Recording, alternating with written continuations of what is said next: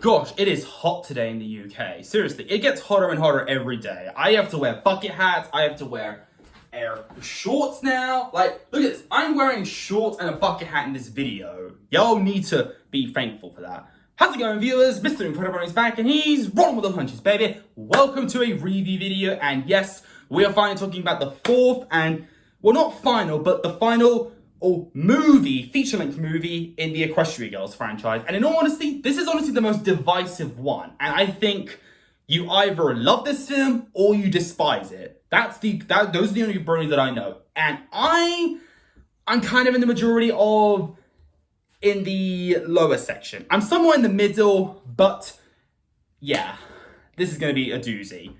Equestria Girls, Legend of Everfree. And I think I'm dressed appropriately for this. Shorts, hat, for the sun, Camp Everfree. It makes sense, really. I mean, this movie is basically Disney's Camp Rock, but a bad ripoff. That's what I like to call it. Disney's bad ripoff of Camp Rock. And Camp Rock is a great film. This film, not as great.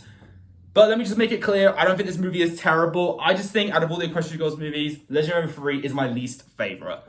Right off the bat, I'd give it a 6 out of 10. The first movie, 8 out of 10. Second movie, 9 out of 10. The third movie, 7 out of 10. This one, it's a 6 out of 10. Originally it was a 5, but they moved up to a 6 for a couple of reasons. But let me just make it clear, Legend of Everfree is my least favorite of the franchise. It's the weakest one, but I still find enjoyment in it. So let me explain exactly a quick synopsis of what happens in this film, and then I'll explain what I like and not really like about this film. And unfortunately, I don't have a DVD copy of this film. Yeah, it was so boring the first time watching it that I didn't get a DVD of it, whereas the other three I did. So you know what I had to do? I had to get this from HMV. I got the Equestria Girls triple box set, because guess what? They didn't have Legend of Everfree on DVD, so I just had to get this one instead, which had all three together. I didn't know this existed, so yeah, I wasted a lot of money that year, but it's worth it, because then you can watch all three. I don't know why the first movie isn't on this, but you know what? It makes sense. It's just a sequel, so yeah.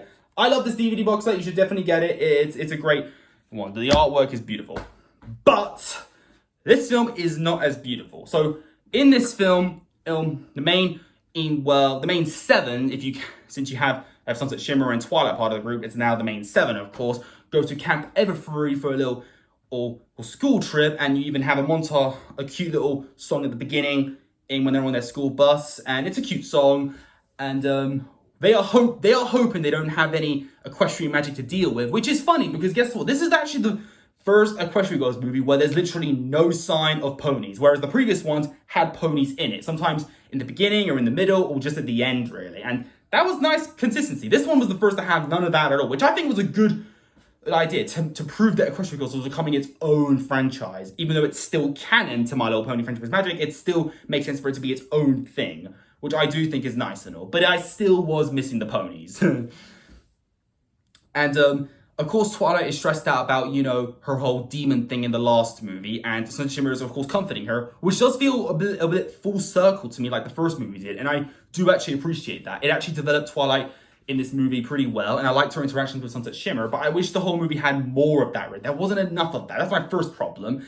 Another problem I have is that, I don't know if it's just me, but this movie I feel like all the other characters were just not in character, especially characters like Rainbow Dash and Fluttershy and Pinkie Pie even. They felt they were just there. They didn't feel like main characters. They felt like side characters. They had some fun moments, don't get me wrong, but they just felt like they were just there almost. Whereas Applejack and Rarity, they had the most screen time, and even their screen time was honestly the same thing about that the dock is a fashion run through. What is it? Is it a dock or a run through? That whole thing. That kind of got irritating. What also got irritating for repetitiveness is the villain. This, in my opinion, the worst villain of the Equestria Girls franchise. And that is Gloriosa Daisy. And you know what? Want to know why? It's because her motivations were kind of weak for me, and I kind of suspected she was the villain, really. That's why it feels like a bad Disney ripoff. It's like, oh my gosh, you know who the villain is. Don't keep it a secret. Just tell us who's evil. I prefer when movies just tell you straight up, yeah, that's the villain. Don't make it like a mystery, It's just dumb. A good example of a film doing that, which isn't a Disney film, is Detective Pikachu. Like, I knew straight away that Bill Nye was the villain. You know why? Because every film I've seen Bill Nye in, he's the villain. I didn't even know he was in the film until I watched Detective Pikachu. And when I saw him, I was like, oh yeah, he's the villain. So I was right about that. But what I didn't expect was Ditto being a human. That was unexpected. But other than that, I knew Bill Nye's character was the villain. Like, right off the bat. A movie doing a villain right is Sonic the Hedgehog. It tells you straight up, yeah, Dr. Robotnik, Jim Carrey, yeah, that's the villain. I like when a movie does that. Just tell us who the villain is. Don't keep it a secret. But don't worry, there are old movies that do that really well, but because it works for a twist. But the most recent films do not know how to do a twist. They are terrible at twists now. So stop trying to do a plot twist, okay? And this movie was weak at that. I knew right off the bat it was glorious because they were trying to make it too obvious that Tim Spruce was the villain. But I knew it wasn't, because he was just too quirky to be the villain. Also, he kind of sucks as a character. I didn't really care for him. And the whole romance thing with him and Twilight, I could care less, really. And speaking of romance, there is one thing about Equestria Girls Friendship Game that I forgot to mention. I was upset what they did with Flash Sentry. As you all know, I support Flash Sentry. I think he's a cool character. I like him. And the third movie did not do him right at all. They made him, honestly, all about thinking about Twilight. Like, I would have liked it if they actually told him that, that's not the Twilight that he knows. But instead, they just make him almost, upset that that's not his Twilight. But this movie acknowledges that. Sunset Shimmer makes it clear that Twilight is from another world. But I do find it odd how she's not telling him that she's a pony. That's like the first thing I would tell him. Like, are you not going to tell him, hey, your girlfriend that you were dating in the first two movies? Yeah, she's a pony. How would you react if someone told you that? Honestly, I'd kind of be stoked. But my point is, instead of forcing a love triangle in this movie, which would be awful, they don't do that. Instead, they have Flash forget about Twilight and just accept that this Twilight is with Timber. I appreciate him doing that. And him being friends with Sunset Shimmer again is also great. I don't want them to be together again. If anything, I think Flash and Dopey would make a better couple. Like, you don't believe me? Like, look at this. Why do you think I have only these two in their mini forms, huh? Think about it. And, so yeah, those are things I like about this film, but other than those little things, this film is just a simple, fun little, I can't remember what an adventure, because again, it's just kind of boring, honestly. Again, it's the weakest of the franchise to me, and the final battle with the Gaia Everfree, it was not very exciting in my opinion. It just didn't work for me. Even her song just didn't captivate me. Like, they tried, but you know what? They did what they can, and the ending was honestly a nice ending. I do actually enjoy the ending where we find out that apparently the reason why there's Equestrian magic everywhere is because Twilight in the previous film broke the statue where the magic portal mirror is, and Equestrian magic is going all around, which actually leads to story moments in the next Equestria Girls installments, which is nice. I do like that.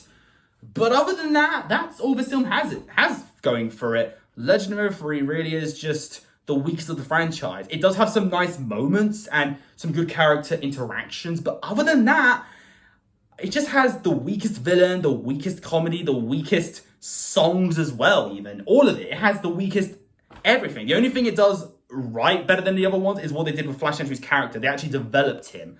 Other than that, this movie is a 6 out of 10. It's just, I don't think it's a terrible movie. I just think it's just very underwhelming in my opinion. The first three are very enjoyable and really good, but I think the fourth film just didn't capture my heart like the previous ones did. Even the third movie didn't do that, but the final battle fixed it. This movie does not have an amazing climax. The other three actually do. So, yeah, that's my opinion on Legend of Everfree. What do you think of this film? Do you think it's the weakest of the franchise? Do you think it's the best of the franchise? And what is your opinion? Is it like semi, honestly? I would love to hear your opinions down below. And don't worry, viewers, I will talk about the other Equestria Girls installments as well. I'm going to talk about everything today. But if you enjoyed this particular video, leave a like on it. Don't forget to subscribe. If you're interested, follow me on Instagram, link down below. And until then, stay positive, keep calm, stay safe, be incredible. And as always, Brony on. Peace.